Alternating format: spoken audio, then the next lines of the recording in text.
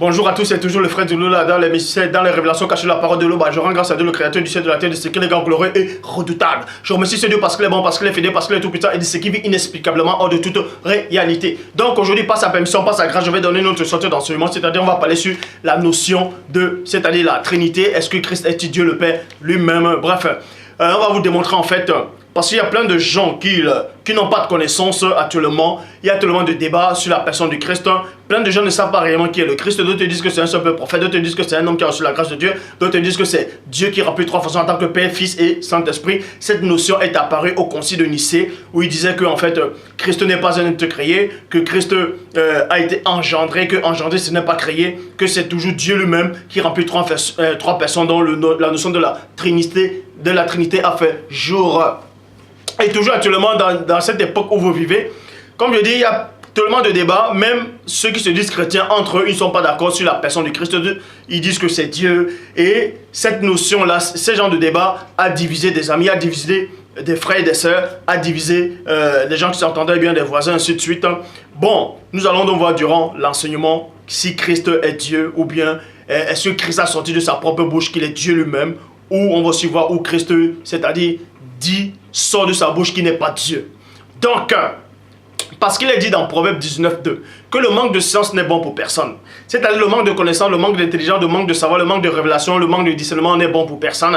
Parce que tous ceux qui sont autoproclamés, pasteur, révérend, bishop, maréchal, apôtre, prophétesse, ou diacre, ou homme de Dieu, ou inspiré, viennent vous annoncer des hérésies. Tous les dimanches, tous les vendredis ou les nuits de prière, ils vont prier cette personne qui se dit, cette personne dont on vous dit qu'il est arrivé il y a 2000 ans. Ils disent que c'est JC, que c'est Dieu lui-même qui a pris l'apparence humaine. Et nous allons donc voir si c'est véridique ou pas. Parce que dans Proverbe 25:2, la gloire de Dieu est de cacher des choses et la gloire du roi est de sonder des choses. Mais néanmoins, il est dit dans Deutéronome 29:29 que les choses cachées sont au Père. Les choses révélées sont à vous, sont aux créatures, sont aux humains. Mais ce Dieu terrible et redoutable dit par son esprit, c'est-à-dire le maudiment que les apôtres authentiques ont reçu dans Jean 20:22, dans Jérémie 33:3, demande-moi et je te relèverai des choses cachées, des choses que tu ne sais pas. Ce que vous ne savez pas, et la plupart des gens savent un peu importe où tu es actuellement. Je sais que tous les gens de toutes sortes de confessions vont regarder cette vidéo aussi par rapport au titre déjà. Ça va toucher beaucoup de gens. Donc je vous exhorte à vérifier vos Bibles. Et si vous n'avez pas cette version, vous allez sur Google, vous tapez Matthieu 16, 13. Dans la Bible second 21, il est dit ceci. Christ arriva dans le territoire de Césarée de Philippe. Point. Il demanda à ses disciples 2 points. Qui suis-je d'après les hommes? Vous voyez, virgule, moi, le Fils de l'homme. Donc, Christ ici, là, on vous dit ici, là, dans Matthieu 16, verset 13, dans la Bible second 21, que Christ est arrivé dans un territoire, le territoire de Césarée, de Philippe, et il a demandé à ses disciples, il a posé une question à ses disciples, il a dit, qui suis-je, moi, d'après les hommes? D'après les hommes. Remarquez ici que Christ n'a pas dit qui suis-je moi d'après les hommes et d'après les esprits. Parce que les esprits savent en fait qui est Christ. Les esprits savent qui est qui dans le plan spirituel. C'est pour ça que Christ a uniquement posé la question qui suis-je moi d'après les hommes. En gros, ça veut dire qu'est-ce que les hommes pensent de moi. Qu'est-ce que les hommes disent en fait que je suis. Dans cette notion de débattre que Christ est Dieu, Christ n'est pas Dieu, ça a toujours existé même au temps du Christ. C'est pour ça que Christ a posé la question à ses apôtres. Dans le verset 14 à 16, il est dit ceci. Il répondit, les uns disent que tu es Jean-Baptiste, les autres Élie, les autres Jérémie, l'un des prophètes. Donc, on vous dit ici là qu'un débat, il y avait un débat au temps du Christ. Plein de gens étaient en train d'avoir de changer des mots de langage. Ils étaient en train de dire, en fait, de débattre sur la personne de Christ. D'autres disaient, oui, mais c'est Jean-Baptiste. D'autres disaient, c'est Élie. D'autres disaient, c'est Jérémie. D'autres disaient, c'est l'un des prophètes. Parce qu'ils ont vu des prodiges qu'il accomplissait. Ils ont vu les paroles qu'il accomplissait. Les paroles qu'il disait ne pouvaient pas émaner d'un simple homme mortel. Donc, c'est pour ça qu'ils ont eu il y avait tellement le doute sur la personne de Christ. Et d'autres lui donnaient des titres, d'autres lui donnaient des noms. Mais à aucun moment ici, là, ces gens-là qui disaient que Christ était un prophète, ou était Jérémie, ou était Élie, ou était Jean-Baptiste, n'ont dit à aucun moment que Christ était Dieu lui-même. Or, pourquoi les gens de cette génération-ci, qui sont moins avancés que les gens qui étaient au temps de Christ, disent que Christ est Dieu? Tout simplement parce que le concile de Nicée est passé par là. Mais on va balayer cela.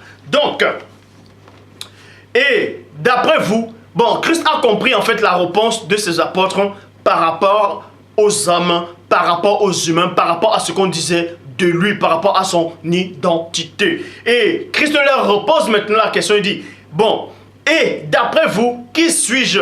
Point d'interrogation, leur dit-il. Point. Simon Pierre répondit 2 points. Tu es le Messie, le Fils du Dieu vivant. Tu es le Messie, le Fils du Dieu vivant. Dans d'autres versions, il dit, tu es le Christ, le Fils du Dieu vivant. Donc, et dans le verset 17, dans le verset 17, Bible en français courant, il dit, Christ lui dit alors, 2 points, tu es heureux, Simon, fils de Jean. Dans notre verset, il dit, fils de Jonas, tu es heureux, fils de Jean, car ce n'est pas un être humain, qui t'a révélé cette vérité, mais mon Père qui est dans les cieux. Donc Christ a changé des mots, les langages, avec Pierre, avec Pétro, avec Képha, en lui disant, ce n'est pas un être humain qui t'a révélé cela. Dans d'autres versions, il est dit que ce n'est ni la chair ni le sang qui t'ont révélé cela, ou ce n'est pas de ta propre intelligence que tu as eu cette révélation. Vous voyez? Mais c'est mon Père qui est dans les cieux qui t'a révélé cela. Donc Pierre a eu une révélation. Une révélation, c'est quoi? Ce sont des choses cachées. Vous voyez? C'est pour ça qu'il est dit dans Proverbe 25, 2. La gloire de Dieu est de cacher des choses. Donc Dieu c'était des choses cachées aux humains. Et Dieu a révélé cela c'est-à-dire à l'un des apôtres. Dieu a révélé cela à l'un des disciples de Christ qui était connu sous le nom de Pétro, de Képha, de Pierre. C'est pour ça que dans Matthieu 16, verset 13, Christ avait posé la question aux apôtres, qu'est-ce que les hommes pensent de lui? Qu'est-ce que les hommes disent qu'il est réellement? Pourquoi il a dit les hommes? Parce que Christ sait que tous les esprits savent qu'il est. Les esprits savent si Christ est Dieu ou pas. Pourquoi? Dans Matthieu 8, verset 29, Christ est arrivé dans un autre territoire. En fait, il a vu des démoniaques, des hommes qui étaient possédés par des démons, par des esprits impurs. Et voici, ils s'écrièrent, que y a-t-il entre toi et nous? Que y a-t-il entre nous et toi, Fils de Dieu. Point d'interrogation. Donc vous voyez, c'est là que même les démons ont appelé Christ Fils de Dieu. Parce que les démons, ils savent en fait. Ils sont esprits. Donc ils savent ce qui se passe de l'autre côté. Ils savent qui est qui. C'est pour ça qu'il est dit dans Jacques. Jacques lui-même confirme cela dans Jacques 2, 19. Tu crois qu'il existe un seul Dieu. Tu fais bien. Le démon le croit aussi. Le démon le croit aussi. Vous voyez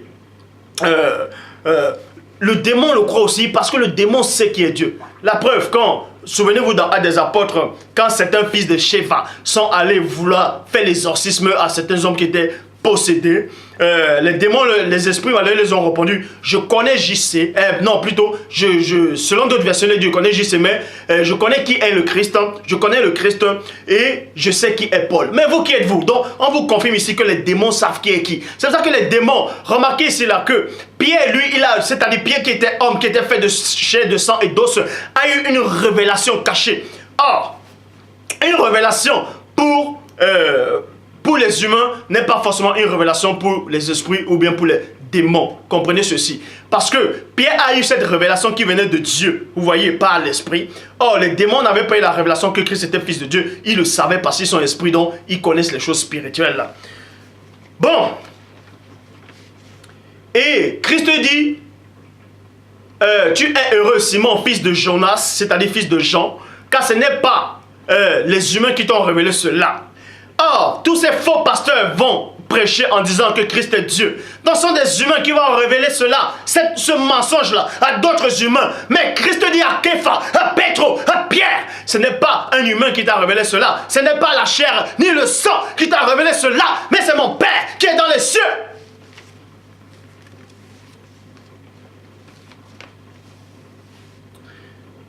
Jean 8, 40. Il dit dans la traduction David Martin, mais maintenant, vous tâchez à me faire mourir, moi qui suis un homme. Moi qui suis un homme. Donc Christ étant sur la terre, en ce temps-là, c'était son présent. C'était le présent là. Il dit à certaines personnes avec qui il avait eu une discussion, il dit maintenant, vous cherchez à me faire mourir. Moi, c'est-à-dire lui, Christ, moi qui suis un homme. Moi qui suis un homme, qui vous a annoncé la vérité, laquelle j'ai eu de Dieu. C'est-à-dire gens tendus de Dieu. Abraham n'a point fait cela. Vous voyez. Donc Christ ici, il confirme de sa propre bouche qu'il est un humain, qu'il est homme, qu'il est homme. Dans Bible seconde 21, il est dit, moi qui, virgule, étant être humain. Vous voyez, Christ confirme ici là sur la terre qu'il était un simple homme, qu'il est homme, que c'est un être humain. Or, dans Nombre 23, 19, Bible, parole de vie dit ceci, Dieu n'est pas un homme. Donc, on contredit déjà tous ceux-là qui n'ont aucune connaissance, qui viennent dire que Christ sur la terre, c'était toujours Dieu qui remplissait 3 fonctions en tant que Fils, en tant que Saint-Esprit, qui utilisait la divine puissance, mais en tant que Père créateur. Et ça, c'est faux. Mais Nombre 23, 19 dit, Bible français courant, Dieu n'est pas un homme, virgule, il ne ment pas. Il n'est pas un être humain, il ne change pas d'avis. Quand il dit quelque chose, il le réalise. Quand il fait une promesse, il la tient. Point. Osée 11, verset 9, Nouvelle Bible seconde, il est dit ceci. Je n'agirai pas selon ma colère ardente, virgule, je ne reviendrai pas pour détruire Éphraïm. Car je ne suis pas un homme. Donc Dieu dit ici là, par l'esprit, qu'il n'est pas un homme. Pour toujours confirmer sa parole, c'est-à-dire sa parole de cet homme inspiré dans Nombre 23, 19. Et Christ aussi a dit ici là, dans Jean 8, 40, que lui il est homme. Christ dit qu'il est un homme. Comment se fait-il que s'il est homme et Dieu lui vient dire que lui n'est pas homme? Donc, on vous montre déjà que Dieu et Christ n'est pas une seule et même personne. Ce n'est pas la même personne parce que Dieu n'est pas homme. Christ, lui, ici, là, il est homme. Osée 11, 9, Bible seconde 21. Nouvelle Bible seconde 21. Nouvelle Bible seconde plutôt. Et je n'agirai pas selon ma colère ardente. Je ne reviendrai pas pour détruire Éphraïm, car je ne suis pas un homme, mais Dieu. Je ne suis pas un homme, mais Dieu. Or, Christ est. Or, dans d'autres versions, bon. Bref. Mais Dieu. À ton sein, je suis le saint, je ne viendrai pas avec ma fureur. Bible du semeur. Parce que moi, je suis Dieu, je ne suis pas un homme. Donc, Christ a dit qu'il est un homme et Dieu dit qu'il n'est pas un homme. Donc, Christ sort de sa bouche là, ici, là, qu'il n'est pas Dieu. Et Dieu aussi dit ici, là, par l'Esprit en tout cas, qu'il n'est pas Christ. Donc, il n'est pas un homme parce que Christ est un homme. Bon. Et Christ vient encore reconfirmer les 8 de Dieu dans Osée 11, 9. Dans Jean 4, 24, quand il a eu une conversation avec une femme, il dit Dieu est esprit. Dans la traduction King James français, on dit Dieu est un esprit. Dieu est un esprit avec un E majuscule. C'est pour ça que Christ revient encore, il dit dans Luc chapitre 24 au verset 39. Lui seconde du 910. Voyez mes mains et mes pieds, c'est bien moi. Touchez-moi, virgule, 2 points. Et voyez 2 points. Un esprit. Or, dans Jean 4, 24, on sait que Dieu est un esprit, c'est-à-dire Dieu est l'esprit, Dieu est esprit. Or, Christ dit cela, un esprit n'a ni chair ni os, comme vous voyez que j'ai. Donc Christ dit qu'il a une chair, il a un os quand il était ici, là, dans votre monde, dans votre plan physique. Et Dieu était toujours là, Dieu est toujours là. Et donc Dieu est esprit. Parce que Christ étant sur la terre, en tant qu'homme, il priait Dieu. Et quand il priait Dieu, Dieu c'est qui? Dieu est esprit. Vous voyez? Et Dieu n'est pas homme. Or, Christ étant homme, il prie Dieu. Donc, on vous montre que Dieu n'est pas homme. Donc, Dieu n'est pas Christ. Christ n'est pas Dieu. Jean 20, 28. Jean 20, 28. Maintenant, il y a plein de gens, des bébés spirituels. Là, nous dit même bébé spirituel, c'est un grand honneur parce que le mot spirituel apparaît, ce sont des embryons charnels en fait, qui n'ont aucune connaissance, aucune substance, ils ne sont pas assis dans les Écritures. Il vient vous dire, oui, mais Thomas a appelé Christ Seigneur et mon Dieu avec un D majuscule, donc cela, et que Christ n'a pas dit, non, ne m'appelle pas ainsi, donc pour eux, ça confirme que Christ est Dieu lui-même. Bon, je vous exhorte, je vais vous dire quelque chose en fait, c'est quoi? Ce que Thomas, quand il disait cela, il n'avait pas le Saint-Esprit. Donc, ce n'est pas le Saint-Esprit de Dieu qui a révélé cela à Thomas. Pourquoi? Dans Jean 20, 28, Thomas lui répondit 2 points. Mon Seigneur et mon Dieu, avec un D majuscule. Verset 29, Bible de Jérusalem, il dit, Christ lui dit 2 points, parce que tu me vois, virgule, tu crois. Parce que tu me vois, virgule, tu crois. Bon, Thomas n'avait pas le Saint-Esprit ici, là, pourquoi? Parce que quand vous lisez dans Jean 20, 22, il est dit, quand Christ a ressuscité, il a apparu à ses apôtres dans Jean 20, 22, et plus tard il a dit, après ces paroles, il souffla sur eux, il dit, recevez le Saint-Esprit, recevez le Saint-Esprit. Dans le verset 24 de Jean 20, Thomas, c'est-à-dire Thomas appelé Didyme, l'un des 12 n'était pas là lorsque Christ vint. Donc Thomas n'était pas là quand Christ a dit à ses apôtres de recevoir le Saint-Esprit. Vous voyez, c'est pour ça que quand Thomas plus tard est venu, il n'avait pas le Saint-Esprit à cette période-là. Il appelait Christ Dieu, il appelait Christ Dieu et Seigneur Dieu. Parce que ce n'est pas le Saint-Esprit qui a révélé cela à Thomas. Or, le Saint-Esprit avait déjà révélé à Pierre que Christ est Fils et non Dieu. Vous voyez, donc Thomas n'était pas inspiré, c'était le diable qui l'avait inspiré ainsi là. Parce qu'il n'y a qu'un seul Dieu unique. Et Christ le dit dans Jean 17, 3. La vie éternelle consiste à te connaître, toi l'unique Dieu, toi le seul vrai Dieu. Donc, s'il y a un autre Dieu, c'est un faux Dieu. Donc, Jean 14, verset 8 à 9. Plein de gens maintenant vont prendre ce verset-ci là. Ils vont dire, oui, mais Philippe a dit, montre-nous le Père. Et cela nous suffit. Déjà, premièrement, quand Philippe dit « Montre-nous le Père », cela nous suffit. Parce qu'il avait un esprit d'insuffisance. Pourquoi? Parce que Christ les a montré les œuvres, Christ les a parlé, Christ les a témoignés du royaume. Mais ça ne les suffisait pas. Donc tout ce que Christ disait, c'est comme si ça ne les suffisait pas. Il disait « Montre-nous le Père et cela va nous suffire. » Donc toi là, Christ là, ça ne suffit pas. Ça ne suffit pas là que tu sois là. Ça ne suffit pas que tout ce que tu nous dis là. Non, on veut voir le Père et cela va nous suffire. Parce qu'ils avaient un esprit d'insuffisance. Jean 14, verset 8 à 9 dit, Philippe lui dit, Seigneur, montre-nous le Père, et cela nous suffit. Christ lui répondit, il y a si longtemps que je suis avec vous et tu ne me reconnais pas, et tu ne me connais pas encore. Philippe, point d'interrogation, celui qui m'a vu a vu le Père. Point. Pourquoi donc dis-tu, montre-nous le Père? D'autres gens vont dire, oui, mais Christ a dit, il y a si longtemps que je suis avec vous. Parce que Philippe a dit, montre-nous le Père. Donc, pour eux, Christ veut parler, dit qu'il est le Père. Bon, remarquez ici, là, que l'apôtre Jean, quand Philippe a dit, montre-nous le Père, l'apôtre Jean était là.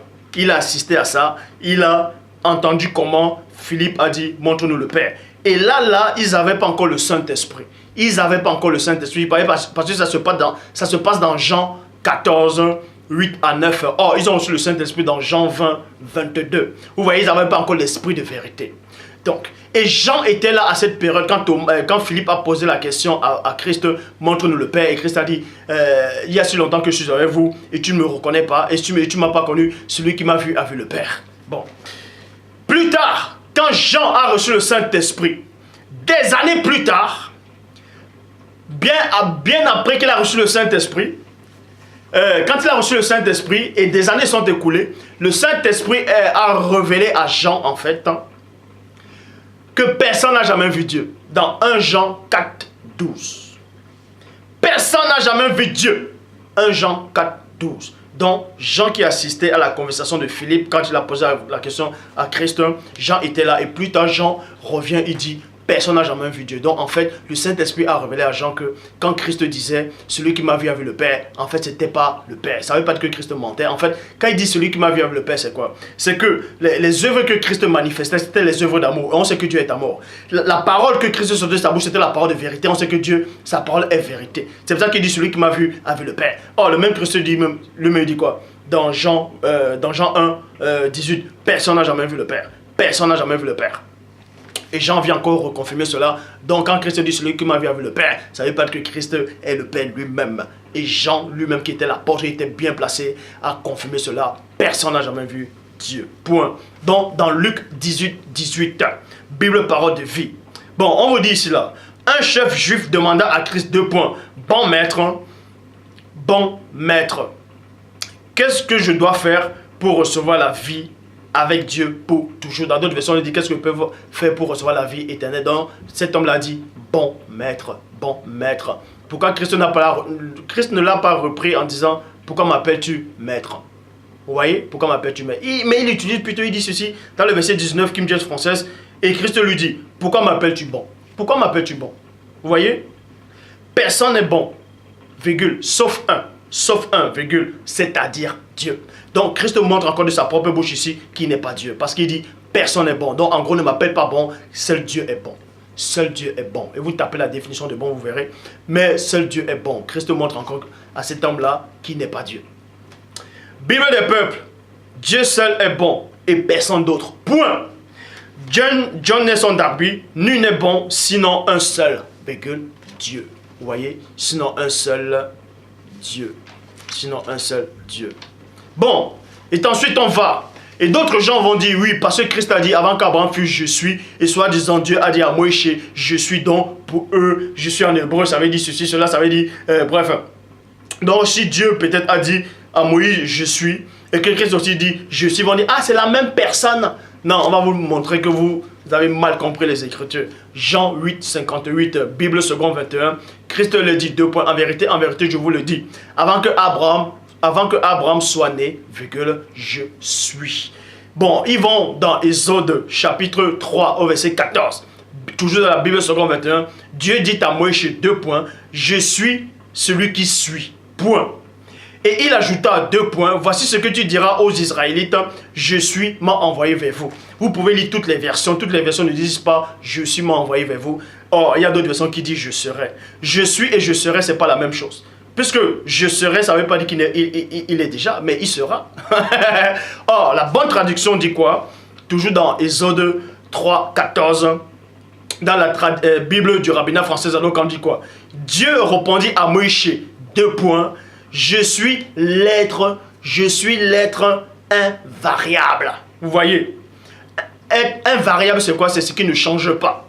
Et il ajouta deux points. Ainsi parleras-tu aux enfants d'Israël. C'est l'être et non je suis. Mais c'est l'être invariable qui m'a délégué auprès de vous. La définition invariable, c'est quoi? Qui ne change pas. Et dans le mot littéraire, vous tapez par rapport à littéraire, en fait, c'est que rien ne peut troubler. Que rien ne peut troubler. Or, Christ, lui, il a été troublé. Ça vous prouve que ce n'est pas Dieu. Dans Jean 12, verset 27, Nouvelle Bible seconde, il dit quoi? Maintenant, je suis troublé. Et que dirais-je? Père, sauve-moi de cette heure. Point d'interrogation. Mais c'est pour cela que je suis venu en cette heure. Bible du semeur, à présent je suis troublé. Bible Chouraki, maintenant mon être est troublé. Mon être est troublé. Est-ce que Dieu peut-il être troublé? Être troublé, la définition de troublé, c'est quoi? C'est être dans la confusion. Donc pour vous, Dieu peut être dans la confusion. Si votre Dieu est dans la confusion, moi, mon Dieu ne peut pas être dans la confusion. Mon Dieu n'a jamais été dans la confusion. Et mon Dieu ne sera jamais dans la confusion. Vous voyez, de même que vous tous êtes dans la confusion. Parce que votre Dieu est dans la confusion. Donc, et la définition de confusion, c'est quoi? État de ce qui est emmêlé et désordre. Vous croyez que Dieu, un seul instant, une petite particule de Dieu va être troublée? C'est parce que vous ne le connaissez pas. Vous ne savez pas qui est le divin, le tout-puissant. Donc, Matthieu 19, 4. Et Christ va sortir même de sa propre bouche qui n'est pas Dieu. Matthieu 19, 4. Bible, parole de vie. Christ leur a répondu deux points. Vous n'avez pas lu ce qui est écrit dans le livre saint. Point d'interrogation. Mais Christ vous répond maintenant à tous ceux qui disent que Christ est Dieu. Christ vous dit ici, vous n'avez pas lu ce qui est écrit dans le livre saint. Au commencement, virgule, Dieu, et non moi. Donc vous qui dites que Christ est Dieu lui-même, Christ dit ici là, au commencement Dieu. Dans d'autres versions, on dit au commencement le Créateur fit l'homme et la femme. Mais si on dit au commencement, virgule, Dieu a créé l'homme et la femme. Maintenant, on va au commencement dans Genèse 2, 7. Bible tradition Abbé Filion qui dit ceci. Le Seigneur Dieu forma donc l'homme du limon de la terre. Le limon est noir, donc le premier homme était noir. Du limon de la terre, il souffla sur son visage un souffle de vie, virgule, et l'homme devint vivant et animé. Point. Donc, on vous dit cela, que le Créateur a créé l'homme et la femme. Le Créateur a créé les humains. C'est-à-dire le Créateur a créé l'âme. Donc, c'est-à-dire Dieu a créé l'âme. Et Christ n'a pas dit qu'il est le Créateur. Christ n'a pas dit qu'il est Dieu. Mais il a dit que c'est Dieu qui a créé l'âme. Maintenant, on entre en profondeur, en fait. On vous montre comment que c'est Dieu qui a créé l'âme. Mais, dans Job 33, 4, D'abord dans Job, avant de partir dans Job 33.4, il est dit dans Job 33.14 que Dieu passe cependant tantôt d'une manière, tantôt d'une autre, là on y prend point garde.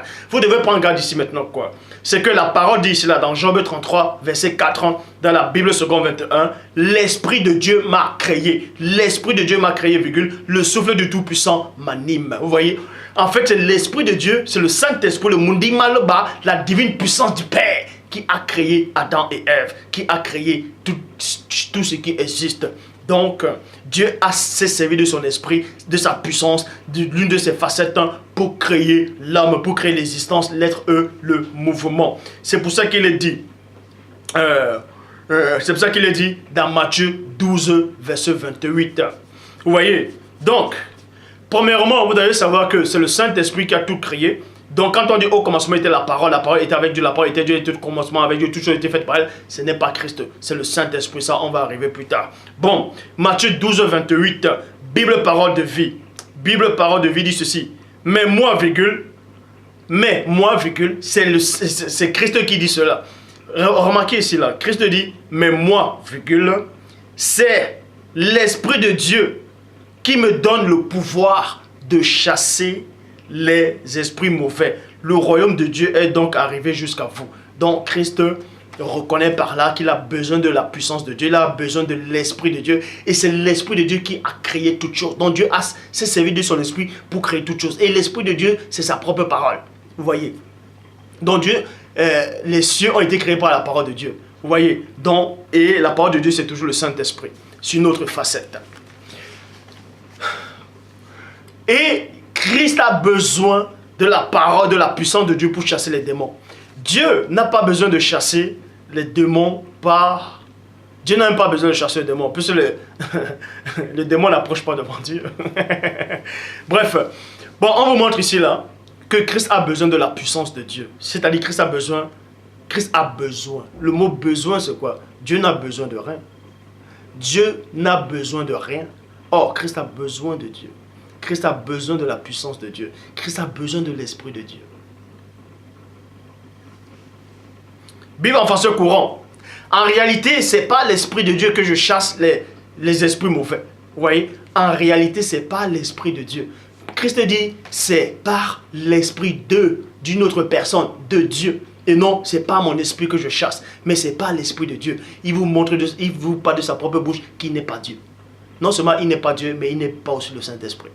Donc, et maintenant, d'autres gens qui se disent pasteurs, qui se disent apôtres, révérends, bishop, maréchal ou inspirés ou hommes de Dieu, viennent enseigner des hérésies en utilisant 1 Timothée 3,16. Ils ne savent même pas faire la distinction entre une version qui a été trafiquée, une version qui a été mal traduite. Ils vous disent les mauvaises traductions dans 1 Timothée 3,16 qui disent que Dieu s'est fait homme, que Dieu s'est manifesté en chair, que Dieu est devenu homme. Ça, c'est complètement faux. C'est un blasphème, c'est une hérésie, c'est une doctrine du démon. Parce que Osée le dit 11, que Dieu n'est pas homme. En fait, quand on dit, même dans Nombre 23, 19, dit Dieu n'est point homme, Dieu n'est pas un être humain, ça veut tout simplement dire, cette parole-là, ça va dans le passé, dans le présent, dans le futur. Donc, Dieu n'a pas été homme, Dieu n'est pas homme, et Dieu ne sera jamais un homme.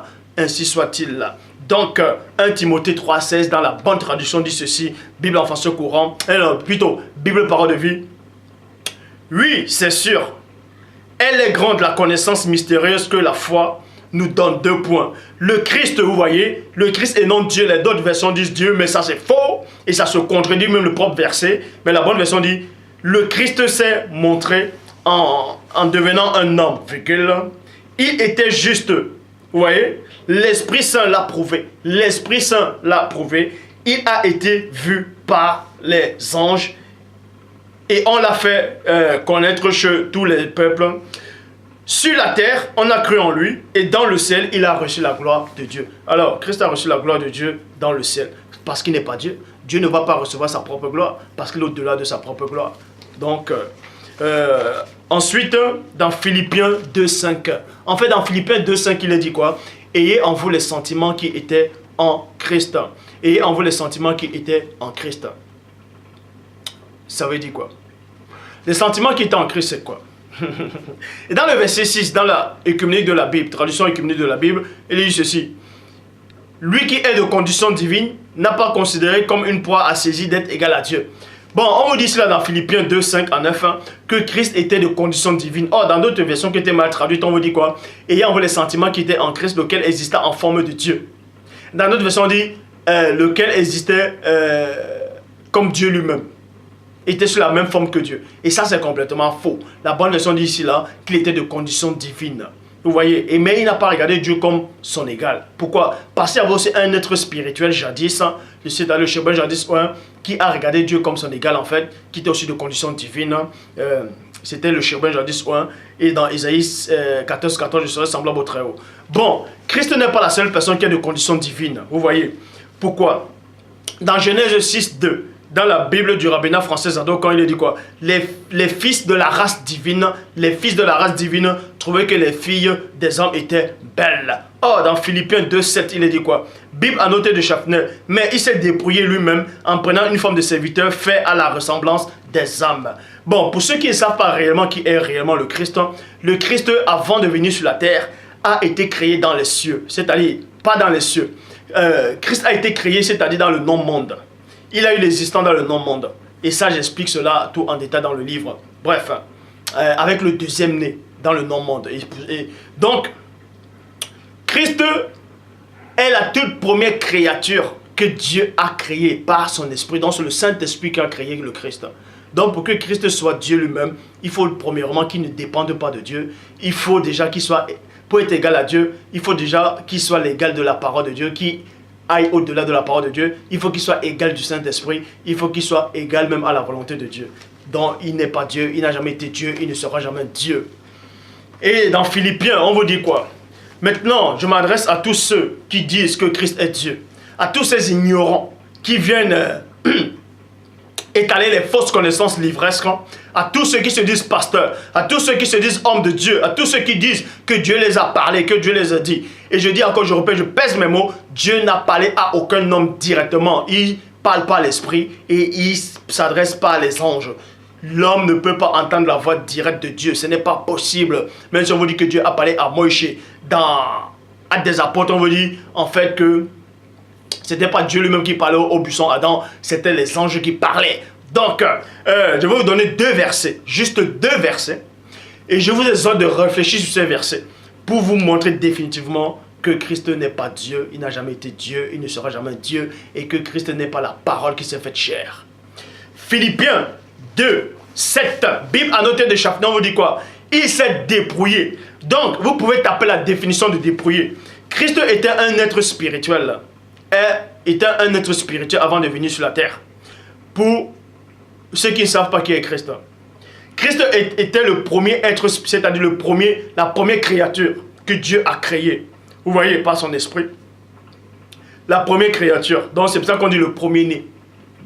C'est-à-dire la première créature. Et quand il est venu sur la terre, il s'est dépouillé. Donc, il a pris la forme d'un humain. C'est pour ça qu'il dit, il a pris la forme d'un humain. En prenant la forme d'un humain, il a enlevé sa puissance. C'est-à-dire, il s'est dépouillé de la position qu'il avait. Il s'est dépouillé de la divinité qu'il avait. Parce que divinité, ça veut dire quoi? Divinité, ça veut dire quelqu'un qui est d'essence divine. C'est ça le mot divinité. Divinité, c'est celui qui est d'essence divine. Et les anges aussi, ce sont des divinités. Donc, pour les humains ici, les divinités, les anges aussi ont de nature divine. Pour vous ici, là, sur la terre, le mot divinité, ça veut dire Dieu. Et ça, c'est pas ça. Bon, d'autres traductions, bon, synonyme, on va dire Dieu, on va dire être suprême. Mais la divinité, c'est quoi? C'est celui qui est de nature divine. Et les anges sont de nature divine. Mais il n'y a qu'un seul être. Il n'y a que le Père Tout-Puissant qui crée toutes choses par sa divine puissance. Et Christ a été créé. Et maintenant, quand il vient sur terre, il se débrouille. Il prend l'apparence d'un humain. C'est pour ça qu'il est dit dans Philippiens 2, 5 à 9. Ayant vu les sentiments qui étaient en Christ, lequel existait en condition divine, n'a pas regardé comme il pouvait arracher d'être égal à Dieu, mais s'est dépouillé lui-même en prenant forme de serviteur, en devenant semblable aux hommes, ayant paru comme un simple homme, s'est humilié lui-même, s'est rendu obéissant jusqu'à la mort, et même jusqu'à la mort du bois du poteau. Et s'est humilié lui-même. C'est pourquoi aussi Dieu l'a souverainement élevé. Donc vous voyez, Dieu l'a élevé en fait. Parce qu'il n'est pas Dieu. Dieu ne va pas s'élever lui-même, puisqu'il est au-delà de l'élévation. Bon. On vous dit que Christ est dépouillé. pour venir sur la terre, donc il prend l'apparence humaine, il devient corruptible. Parce que les anges dans le ciel, Christ n'est pas un ange, vous voyez? Mais dans le ciel, il y a les anges, les chérubins, les séraphins, trône, dignité, domination, autorité, ophanime, ainsi de suite. Il existe d'autres formes d'espèces d'esprit que je ne vais pas citer pour l'instant. Parce que vous n'êtes pas encore prêts. Donc, dans Jean 1, 14, il est dit quoi? D'abord, dans Jean 1, 1. Dans Jean 1, 1, 14. Au commencement était la parole était avec Dieu, la parole était Dieu. Et cette parole-là n'est pas Dieu, n'est pas le Christ. Cette parole-là, c'est le Saint-Esprit de Dieu. Sur notre manifestation en tant que parole. Vous voyez, au commencement était la parole était avec Dieu, la parole était Dieu. Elle était au commencement avec Dieu. Toutes choses ont été faites par elle et rien de ce qui n'a été fait n'a été fait sans elle. En elle était la vie était la lumière des hommes. La vie était la lumière des hommes. Vous voyez. La lumière, lui, dans les ténèbres, et les ténèbres ne l'ont point reçu. Il y a un homme envoyé de Dieu, son nom était Jean. C'est-à-dire, il vint pour rendre témoignage à la lumière, mais il n'était pas cette lumière. Cette lumière était la véritable lumière qui donnait, c'est-à-dire qui éclairait le monde. Et le monde a été fait par elle et le monde ne l'a point connu. Elle est venue chez les siens et les siens ne l'ont point reçu. Mais à tous ceux qui l'ont reçu, à tous ceux qui ont cru à son nom, il a donné le pouvoir de devenir enfants de Dieu, lesquels sont nés, ni de la volonté de la chair, ni de la volonté du sang, ni de la volonté de l'homme, mais de Dieu. Et la parole a été faite chair. En fait, cette parole-là n'est pas le Christ. Pourquoi? Parce que dans Philippiens 2, 7, on vous dit que Christ s'est dépouillé. Dépouillé, c'est... Le mot dépouillé, c'est quoi? Tu deviens corruptible, tu deviens démuni. Ah, si Christ, si vous pensez un seul instant dans vos petits cerveaux humains, que Christ, c'est la parole de Dieu qui s'est faite chair, qui a pris l'apparence de Christ, c'est-à-dire qui s'est faite chair, reconnaissez aussi, dans Philippiens 2, 7, que Christ s'est dépouillé, donc la parole de Dieu aussi s'est dépouillée. Donc la parole de Dieu a perdu sa puissance. C'est ce que ça veut dire. Mais depuis quand la parole de Dieu perd sa puissance? Hébreux 4.12. La parole de Dieu, elle est vivante, efficace. Et plus tranchante qu'une épée quelconque à deux tranchants pénétrant jusqu'à partager âme, esprit, jointure et moelle. Elle juge les sentiments et le cœur. Aucune créature ne peut se soustraire au regard perçant du Père qui vit inexplicablement hors de toute réalité. Donc je m'adresse à tous ces humains-là qui ont reçu le quachecor spirituel. Arrêtez une bonne fois pour toutes de dire que Christ est Dieu. Vous êtes en train de blasphémer.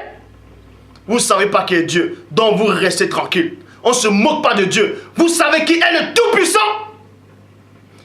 Votre univers est maintenu par la parole du Père. Et vous osez dire que Dieu est descendu. Il a pris la forme d'un humain, d'une créature inférieure. Et on l'a fouetté par cette créature. Et il a oublié. Et qu'il a dormi, il a mangé, il a eu soif. Il est mort. Blasphème.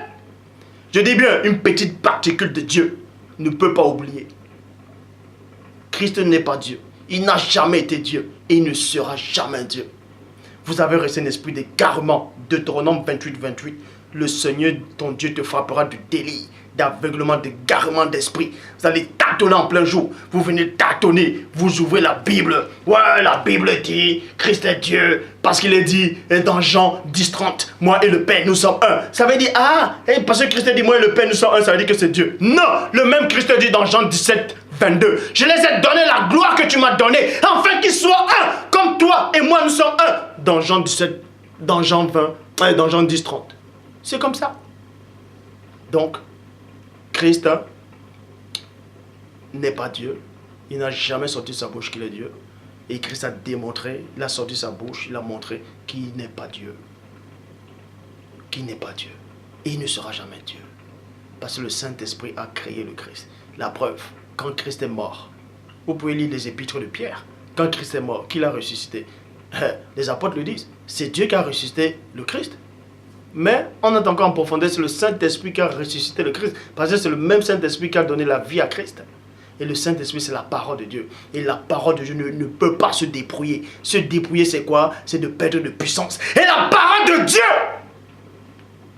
c'est elle qui maintient l'équilibre de votre réalité. Si la parole de Dieu perd une puissance un seul instant, si la parole de Dieu se dépouille un seul instant, l'univers va s'effondrer. Vous tous, vous disparaissez. N'importe quoi. Vous venez étaler vos fausses connaissances. Dieu m'a dit. Dieu ne parle à aucun humain. le Père s'est encore glorifié.